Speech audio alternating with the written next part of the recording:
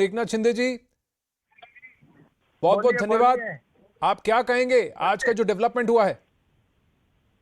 Development को support किया है अजीत पवार ने। हमारी जो महाराष्ट्र में सरकार, मोदी जी के नेतृत्व में हमारी डबल इंजन की सरकार, मैं देवेंद्र जी, हम लोग सब थे। हमारे डेवलपमेंट वाली सरकार को अजीत दादा पवार और उनके सहयोगी विधायकों ने सपोर्ट किया है। मैं उनका स्वागत करता हूँ, उनको शुभकामनाएं देता हूँ। बहुत मजबूत अभी सरकार यहाँ पर बन रही है।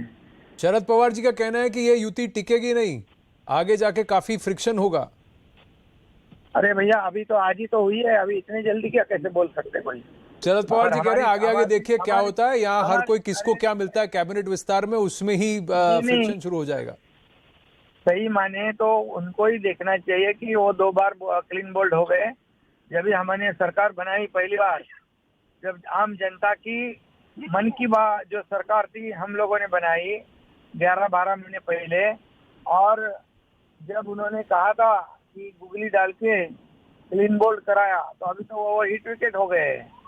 तो अभी उन्होंने सोचना चाहिए। और ये सरकार जो हमारी है, सरकार सत्ता की लालच में और कुर्सी की लालच में नहीं बनी है। हम लोगों की भलाई के लिए सरकार चला रहे हैं।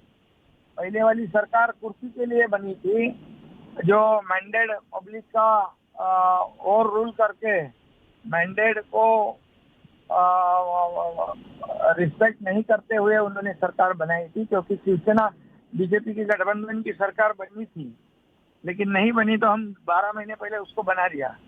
और हमारी सरकार जो है, इतने बड़े बड़े निर्णय हमारी सरकार ने लिए हुए हैं, तो इसलिए ये अजीत दादा बहुत वो भी काम करने वाला नेता है, और उसको तो पूरा साइडलाइन कर दिया था। और इसलिए वो भी जुझारू नेता है। अब इसलिए जब परिवारवाद आ जाता है और अच्छा काम करने वाले को साइडलाइन किया जाता है, तो ऐसी बातें होती है। और ये लालच के लिए सरकार बनी नहीं है। ये सत्ता की लालच नहीं, लोगों की भलाई, आम जनता के लिए जो विकास है वही हम चाहते हैं। पर आपकी पार्टी में कुछ लोग असंतुष्ट से दिख रहे हैं। कुछ खबर आई है कि भाई हमें जो मिलना था अब हमको और बांटना पड़ेगा। नहीं नहीं, कोई नहीं। आपको कोई फोन भी किया है क्या? नहीं, ये हमारी महाराष्ट्र की जर्नलिस्ट से खबर है कि कुछ लोग हैं असंतुष्ट।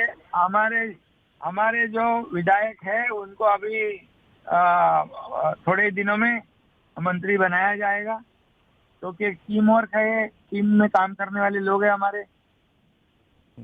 पर अजीत दादा पवार के साथ आपकी वर्किंग इक्वेशन ठीक है? क्योंकि पहले वाली युति में एमवीए में थोड़ा सा फ्रिक्शन था वहां कि वो सब कंट्रोल कर रहे थे, आप थोड़ा सा फ्रस्ट्रेटेड फील कर रहे थे। नहीं, वो तभी तो मुख्यमंत्री नहीं थे वो।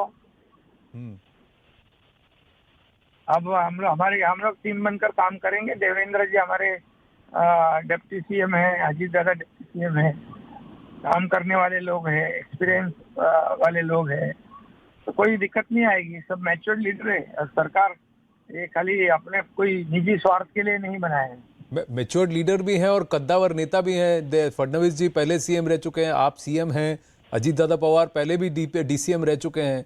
तो आप लोग तीनों में अच्छा सा एक इक्वेशन है कि थोड़ा सा फ्रिक्शन होगा, ईगो का इशू आ जाएगा। ये बिल्कुल ईगो हमारे पास नहीं है। ईगो वाली सरकार चली गई।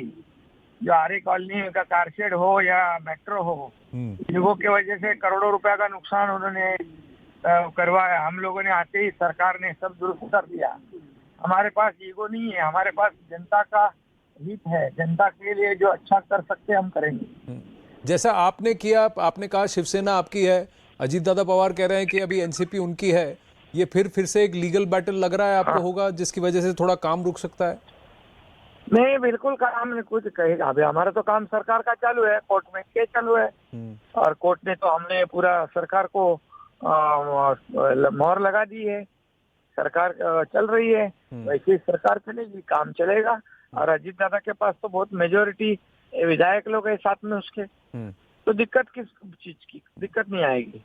लोकसभा के लिए जो 48 सीटें हैं उसमें से आपको लगता है थोड़ा कॉन्फिडेंस है कि मिलकर के जीता जाएगा काफी सारी सीटें लोकसभा 2024 में? बिल्कुल बिल्कुल। लोकसभा 2024 में आदरणीय प्रधानमंत्री नरेंद्र मोदी जी के नेतृत्व में चुनाव लड़ेंगे, हम इकट्ठा लड़ेंगे और मेजोरिटी से हम जीत जाएंगे लोकसभा के चुनाव।